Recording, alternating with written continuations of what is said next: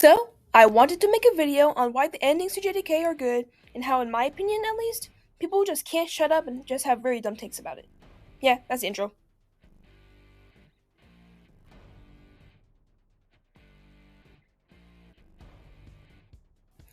I need people to realize this. The merger happens if the good guys lose, okay? If Kenjaku were to activate the merger that destroys everything, the heroes would have to die. The merger happening is like if Nyx were to actually succeed at the fall in Persona 3. Literally everything and everyone dies. It's literally the bad ending. The reason why the merger as a concept was even brought up was to raise stakes in the storyline. If the viewer is noted on what the antagonist plans to do, their investment in the story is increased, and because of their wanting to see how the protagonist overcome the threat. However, this does not mean that said threat will happen in the story. Thankfully, the heroes of JJK succeed in their goal, so the merger doesn't happen. Besides, Yuta literally sneaked the main guy in causing it. I'll let that segue to the next segment.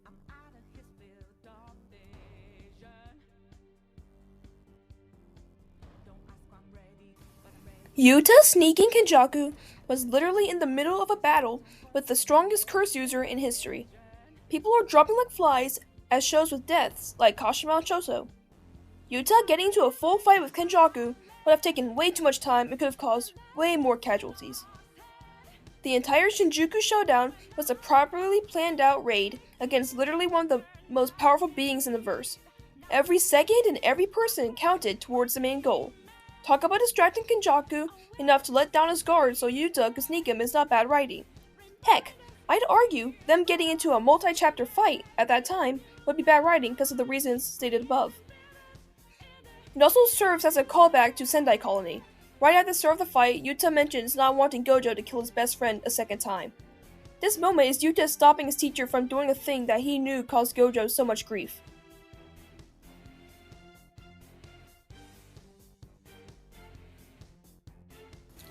Did these people miss chapter 265?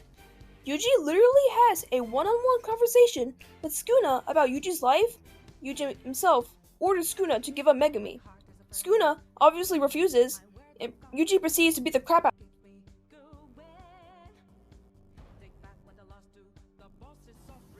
Gojo winning would actually be terrible writing. As much as LARPers and those who don't even know what JJK might think, Gojo is not the main character. He was a side character that got stupid popular because of teen girls like me who found him hot and teen boys who found him really cool and stuff. I'm not saying this to detriment Gojo's character though. He's a beautifully written character and one of the best written characters in the manga. The reason why I say all of this is because if the side character were to win in a fight against the main antagonist of the storyline, that would be dumb as bricks. What sense would that make? What show? Book? Movie? Heck, even video game is there? Where the main antagonist is killed or defeated by the main character. By the side character, my apologies. Like, be so for real. To show how stupid this is, imagine if in Zelda Breath of the Wild, instead of Link and Zelda taking down Calamity Ganon, imagine if the loser, you know who he is, took down Ganon. That would feel so unsatisfying and absolutely wouldn't make sense in terms of the narrative that Breath of the Wild has.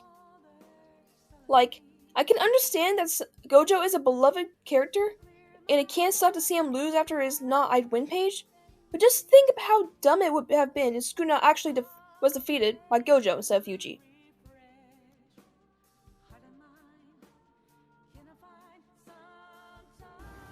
This was an all-out war featuring multiple characters from the series fighting the Big Bad. Said Big Bad is pretty much the strongest in the verse, because the other strongest is kinda deceased at this point. It'd be pretty funny for the strongest in the universe to be beaten by like 2 teenagers. Instead, it took multiple teenagers and adults to weaken Sukuna to save Megumi. Unfortunately, casualties are bound to happen.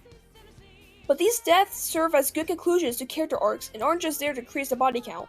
I'll bring up Choso, for example. Choso's death is meant to be the amalgamation of his goals of wanting to protect Yuji, his brother. So, Choso sacrifices himself to protect Yuji, and in the end, Zephyrs don't go in vain because they literally take down the guy who ended Choso's life. And in case someone's like, what about Kashimo? Look, as a big Hajime Kashimo fan, I don't mind Kashima not having like a big ceremonious death type.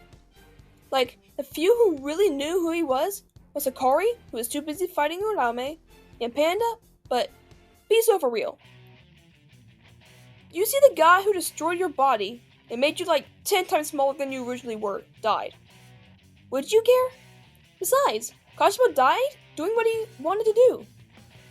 He wanted to fight Sukuna, he fought Sukuna. He died brutally in the process, but like, he got what he wanted, just not in the outcome that he wanted it to be. As I have stated before, Sukuna is pretty much the strongest in the verse at this point in the story. I always hear about Sukuna always pulling moves out of his butt. Sukuna, being the all-powerful sorcerer that he is, has a ton of experience in combat and intellect level in jujutsu sorcery. It kind of makes sense, for him to have like so many moves and stuff, because like he's not gonna go down that easily,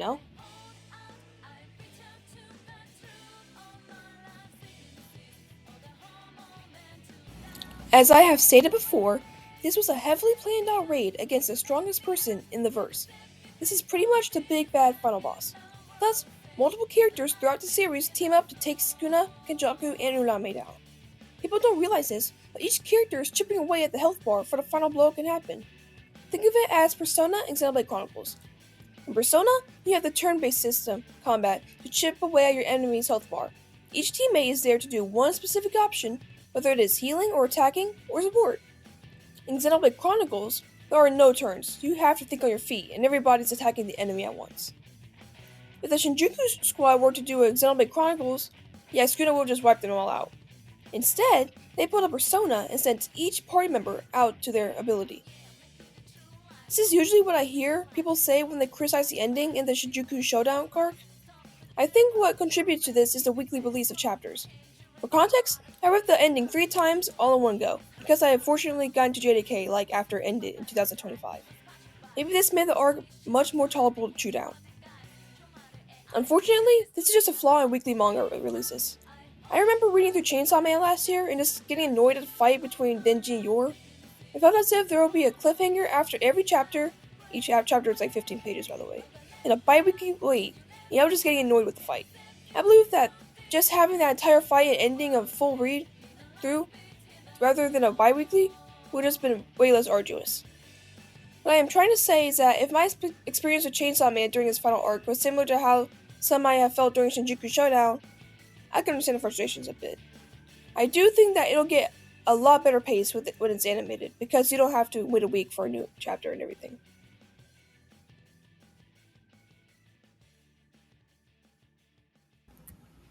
Now, I am not saying that the ending is perfect.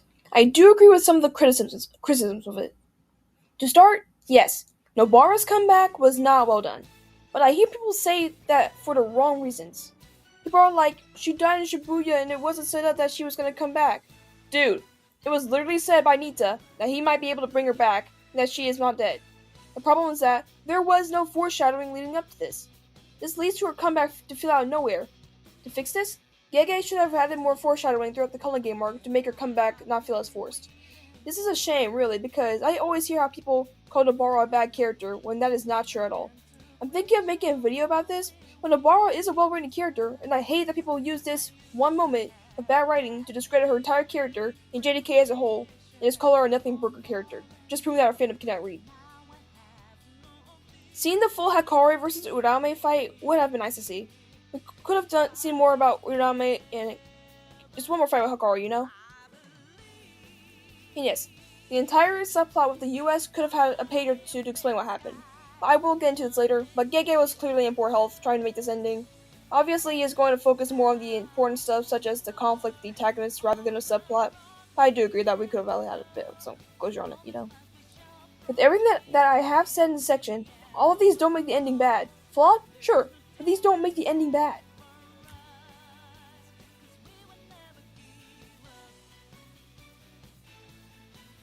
I have only recently checked out the epilogues when I got the final volume at MomoCon, and they really elevated my thoughts on the ending. Yuji's talk with Ozawa is really wholesome, and especially since the last time we really saw her was before Shibuya. Itafushi fans? You might be screwed. Nobara gives more information about her relationship with her mother and makes her abrupt appearance in 267. a bit better. Panda's epilogue literally sets up Modulo, and it's kind of sad when we think about it. Just imagine being stuck in a closet for like a long time. However, the epilogue that I want to touch on the most is Urame's. As shown in 271, Sukuna has a talk with Mahito about what he would have done differently. Sukuna says that he would change his ways and would have taken a different path. And the last time we see him is with Urame. This was already a great conclusion to Sukuna's character, but then the epilogue just takes up a notch. The epilogue shows how Sukuna and Urame met through Sukuna letting Urame become his walking talking fridge. While this is a bit funny, what gets me is in the feels is how both Sukuna and Urame form a bond from being outcast of their society. Urame killed their parents and Sukuna was outcast for eating his twin / being really ugly. Sukuna then pretty much takes up a parental role to Urame, and it's just really wholesome to see. Sukuna is such a well-written character. He and Aizen are two of the goats in anime.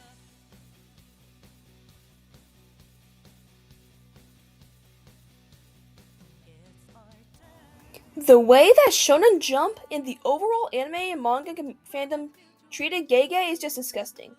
For those who don't know, during the final arc of JJK, Gege had to draw multiple color pages and write and draw chapters while dealing with health issues. Imagine having to write and draw 20 pages weekly while being hospitalized and having the most annoying fandom shaming you for your ending when being rushed when half of it isn't even your fault. People like Miyamura, who leads chapters in advance along with the fandom who are illiterate as freak, were so ungrateful towards Gege that it was just disgusting. This situation reminds me of a certain other manga artist. That's right, the GOAT, the one and only Kubo. Now, I only read the Bleach manga because I hate the anime, but from what friends have told me, when Bleach ending, Kubo also had to rush the ending because of health issues, and unfortunately, I think he was probably clowned on for it to happen. Both situations are disgusting, and they reek of entitlement from Twitter users who can't read. I remember when Chainsaw Man ended, and I was seeing memes on my Instagram about how Gege fumbled harder. To those who said that, shut up! You are some of the most dumbest people in anime fandoms and show how little empathy that you guys have. Thank God that Kubo is just the GOAT and craps on these clowns down, and Gege just doesn't have social media. Speaking of Gege, it also hits hard considering from what he has said in interviews, he has some low self-esteem. So imagine having low self-esteem and half the internet is clowning you for something that was mostly not your fault. It just has to be so demoralizing. One of the best things about Modulo and Season 3 is how people are realizing how great of a writer Gege is. On my YouTube feed, I see videos on videos of people analyzing Season 3 and its themes and praising Gege, and it's just beautiful to see.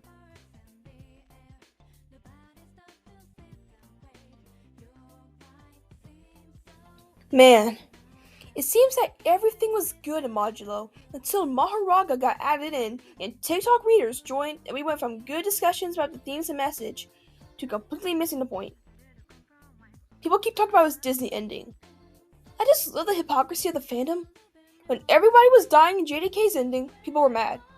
Now, when nobody dies in Modulo's ending, it is a Disney ending. Both endings are trying to achieve different messages with their stories. The original JJK's message was about how the dangers of conservatism and how it clashes with the modern day. Modulo's ending was about how our fear of the unknown could stop us from achieving new heights and is told through a story about aliens' humanity's fear of acceptance. Think of everyone dying in the original JJK as the adults dying to protect the future generations. Similar to what Gojo wanted. Gojo wanted future generations of jujutsu sorcerers to have their youth and childhood unlike him and Geto. Most of the characters who died in JJK were adults. While there were some child casualties, they were mostly adults. Think of it as them leaving their hopes and ideals for a better future to the future generations. If a crap ton of characters were to die in Modulo, it'd be pretty stupid. The quote-unquote Disney ending was happy because Cross, Maru, Yuji, Tsurugi, and Yuka were able to achieve unity between the aliens and humans. I never understood this criticism. I always thought it was obvious that the end of the story would be the characters working through their skepticism of each other and working for a better future. I guess this goes to show how the literacy of the fandom and how we are mostly here for, and I quote, hype and aura. Speaking of hype and aura, another common critique of the ending to Modulo is that the Dabura vs. Maharaga fight was off-screen or cut off. The reason why it was cut off, though, was because the fight was just really stupid, and that was the point.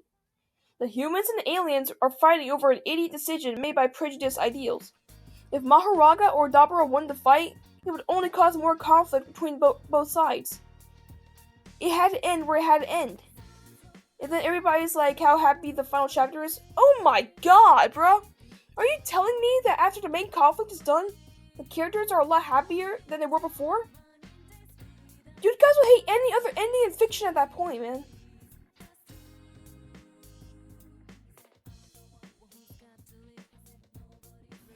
I've been having this topic in my head ever since I got into JJK last year. I remember hearing about it having such a terrible ending that I was pretty much reading the manga expecting it to be terrible. Imagine my surprise when I was dumbfounded by how not bad the ending was. So imagine how annoying it was seeing people say how garbage the ending was or how it ruined JJK as a whole. As a disclaimer, if you were just disappointed or simply just did not enjoy the ending of JJK, you are not the target audience of this video.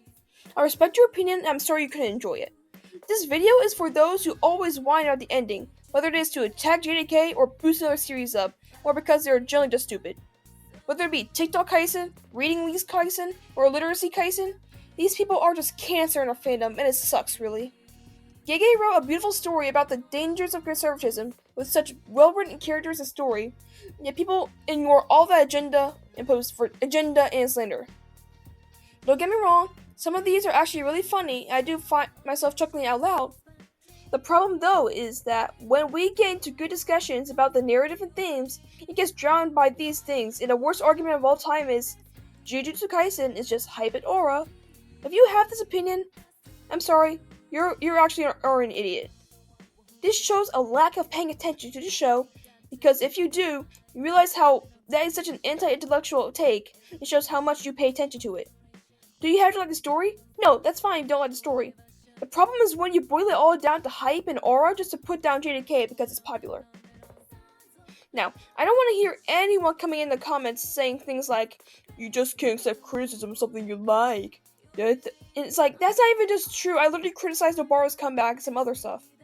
I really hate the sentiment of whenever someone praises something that is disliked, it's said that you can't accept criticism. No, it's not, sweetie.